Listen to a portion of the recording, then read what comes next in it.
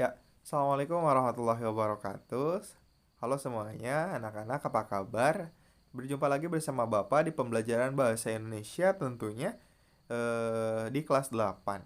Nah, Bapak di sini yaitu Muhammad Fahrinu akan menjelaskan atau memaparkan materi pembelajaran terkait dengan materi pembelajaran yang sudah kita laksanakan minggu kemarin, yaitu masih tentang teks eksposisi, bisa kalian lihat. Nah, untuk sekarang materinya yaitu materi baru mengenai struktur dan kaidah kebahasaan di dalam teks eksposisi. Jadi apa saja sih struktur dan kaidah kebahasaan di dalam teks eksposisi tersebut? Sebelum itu, mari kita bersama-sama berdoa untuk kelancaran pembelajaran hari ini. Kita mulai dengan mengucapkan basmalah bersama-sama ya. Bismillahirrahmanirrahim. Berdoa di dalam hati dimulai. Ya, berdoa selesai. Mudah-mudahan dengan diawalinya berdoa, pembelajaran ini menjadi pembelajaran yang diberkahi oleh Allah Subhanahu wa taala. Ya, kita langsung masuk saja pembelajarannya. Tapi sebelum itu, Bapak ingatkan kalian harus tetap jaga kesehatan, kemudian tetap harus semangat belajar di rumah dan tetap terapkan 3M, mencuci tangan, memakai masker dan juga menjaga jarak. Nah, oke. Untuk pembelajaran kali ini, kade pembelajarannya yaitu bisa kalian baca dan lihat, yaitu mengidentifikasi yang pertama struktur dari sebuah teks eksposisi. Kemudian yang kedua adalah mengidentifikasi unsur kebahasaan dan aspek lisan dalam teks eksposisi. Berupa itu dari artikel ilmiah populer ataupun dari koran ataupun majalah. Nah, ini adalah kade pembelajaran untuk hari ini ya. Kemudian, ini ada tujuan pembelajarannya, yaitu kalian akan mampu mengidentifikasi struktur dari teks eksposisi. Jadi strukturnya tuh apa aja sih dalam teks eksposisinya dari mulai paragraf awal sampai akhir. Kemudian yang kedua yaitu kalian akan mampu memahami kebahasaan di dalam teks eksposisi. Jadi bahasa-bahasa yang digunakan di dalam teks eksposisi itu nanti apa aja sih yang ada di dalamnya.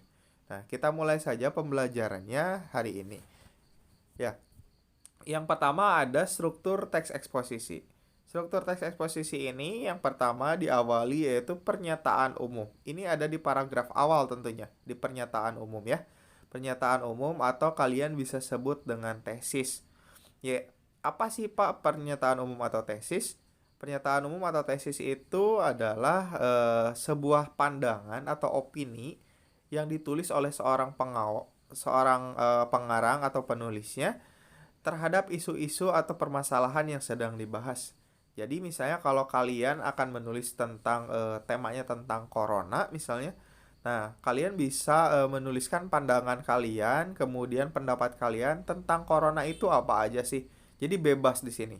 Di paragraf awal, di paragraf pertama adalah pandangan kalian atau pendapat kalian, silahkan tuliskan, curahkan semuanya di dalam paragraf tersebut mengenai tema atau mengenai hal-hal yang akan kalian bahas. Itu adalah pernyataan umum atau tesis. Jadi paham ya di sini. Misalnya Bapak tegaskan lagi kalau temanya tentang corona, kalian di paragraf pertama bisa menjelaskan atau bisa berpendapat apa sih itu corona, kemudian virusnya seperti apa, penyakitnya seperti apa dan segala macamnya. Jadi kalian bebas berpendapat, kalian bebas berisikan pandangan kalian, tuliskan di paragraf pertama atau paragraf awal. Itu adalah pernyataan umum. Yang kedua adalah argumentasi. Nah, di sini di paragraf selanjutnya yaitu ada argumentasi, yaitu adalah sebuah pembuktian, kemudian penjelasan, juga pembenaran dari sebuah pendapat yang kalian tulis di paragraf awal. Jadi, di paragraf yang keduanya atau di paragraf selanjutnya adalah argumentasi. Jadi, fakta dan sumbernya harus diisi di sini. Jadi, pendapat kalian itu dibantu dengan fakta yang ada. Menurut siapa, kemudian menurut ahli apa, nah itu harus kalian tuliskan di sini. Itu adalah paragraf yang selanjutnya. Jadi untuk membantu pendapat atau pandangan kalian agar bisa lebih jelas dan bisa terlihat fakta dan sumbernya. Nah, itu ada di paragraf selanjutnya atau di struktur yang kedua yaitu argumentasi. Kemudian yang ketiga adalah penegasan ulang. Di sini adalah di paragraf terakhir atau di bagian terakhir yaitu bagian kesimpulan atau akhir dari teks eksposisi, berisi informasi ulang dari awal sampai akhir di dalam teksnya. Bagian ini berfungsi memperkuat argumen dan meyakinkan pembaca bahwa isi teks eksposisi yang dibahas itu harus benar-benar adanya. Jadi di penegasan ulang ini yaitu simpulan atau simpulan dari paragraf awal sampai paragraf akhir kemudian ditegaskan kembali di paragraf yang terakhir ini, yaitu di penegasan ulang. Jadi di sini dimasukkan lagi tuh materi di paragraf yang awal kemudian sampai paragraf yang terakhir. Jadi ini untuk menegaskan saja. Nah, itu adalah sebuah paragraf atau sebuah struktur dari teks eksposisi. Kalau misalnya kalian masih bingung, kalian boleh bertanya ke Bapak di lain kesempatan. Silahkan komunikasikan dengan Bapak. Maksud dari struktur teks eksposisi itu apa sih, Pak? Ya, boleh silahkan. Kita bahas dan diskusikan secara lebih rinci lagi ya nanti. Nah, yang selanjutnya yaitu ada kaidah kebahasaan. Di dalam kaidah kebahasaan ini banyak sekali unsur-unsurnya. Kita bahas satu persatu. Kita mulai dari yang pertama, yaitu menggunakan kata teknis atau kata yang sesuai dengan apa yang dibahas. Misalnya contohnya, kita akan membahas corona. Di dalam teksnya pasti ada kaitan-kaitan tentang corona. Misalnya tentang virus, penyakit, kemudian pandemi atau Wuhan. Misalnya seperti ini contoh paragrafnya. Di Wuhan terjadi atau terdapat sebuah virus dan penyakit yang menyebar dengan sangat cepat dan sangat luas penyebarannya. Nah, itu ada kata teknisnya. Apa kata teknisnya? Yaitu tentang virus, penyakit, dan pandemi. Jadi kata teknis itu adalah kata yang berkaitan dengan tema atau hal yang sedang dibahas. Jadi kalau misalnya pembahasannya tentang corona, berarti kata teknis yang akan sering kali muncul seperti apa katanya? Pasti banyak sering kali muncul, yaitu tentang virus, tentang penyakit, tentang pandemi. Nah, itu salah satu contohnya dan ini ada di dalam sebuah teks eksposisi. Kemudian yang selanjutnya menggunakan konjungsi kausalitas. Jadi konjungsi kausalitas itu adalah konjungsi sebab akibat. Apa salah satu contoh kata dan kalimatnya? Yaitu menggunakan kata sebab, akibatnya, jika. Dengan demikian, contoh kalimatnya seperti ini.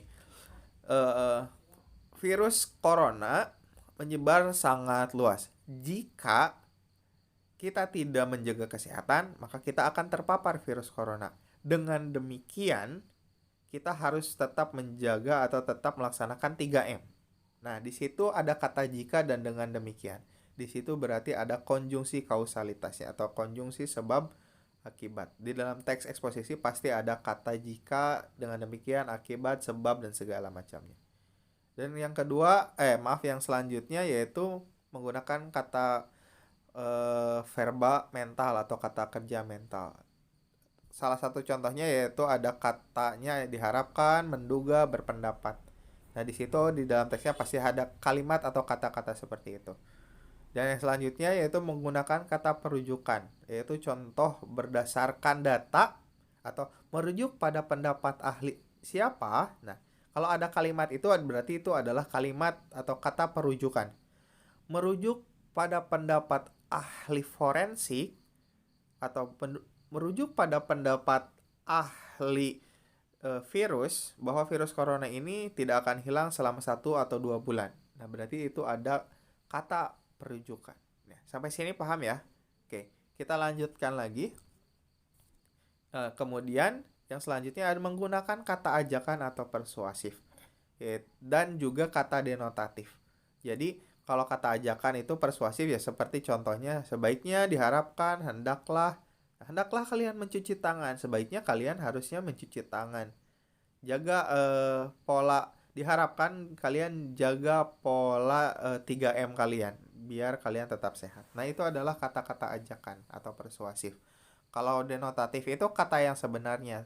Berarti bukan makna kiasan atau seperti puisi yang banyak menggunakan kata-kata yang indah, bukan, tapi untuk teks eksposisi itu menggunakan kata yang sebenarnya, ya sudah to the point saja.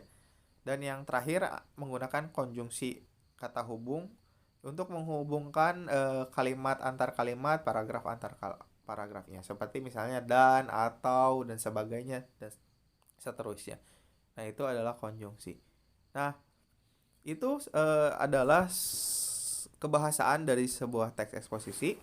Maka dari itu, kalau jika ingin ada yang ditanyakan, silakan ditanyakan. Kemudian jika ada yang ingin kurang paham, silakan juga komunikasikan dengan Bapak. Kita diskusikan bersama tentang mengenai materi ini hari ini, yaitu tentang struktur dan kaidah kebahasaan. Ya, nanti Bapak juga selipkan PowerPoint-nya di Google Classroom biar kalian paham dan biar kalian bisa mempelajarinya. Dan untuk pertemuan selanjutnya yaitu minggu depan, KD-nya itu menyajikan gagasan dan pendapat ke dalam bentuk teks eksposisi artikel ilmiah populer. Berarti untuk minggu depan insya Allah kalian akan membuat atau akan memproduksi sebuah teks eksposisi kalian sendiri. Jadi ditunggu ya untuk pertemuan minggu depan. Untuk pertemuan kali ini dicukupkan sekian. Mohon maaf bila Bapak banyak salah. Tetap jaga kesehatan, tetap patuhi protokol kesehatan. Salam untuk keluarga di rumah. Wassalamualaikum warahmatullahi wabarakatuh.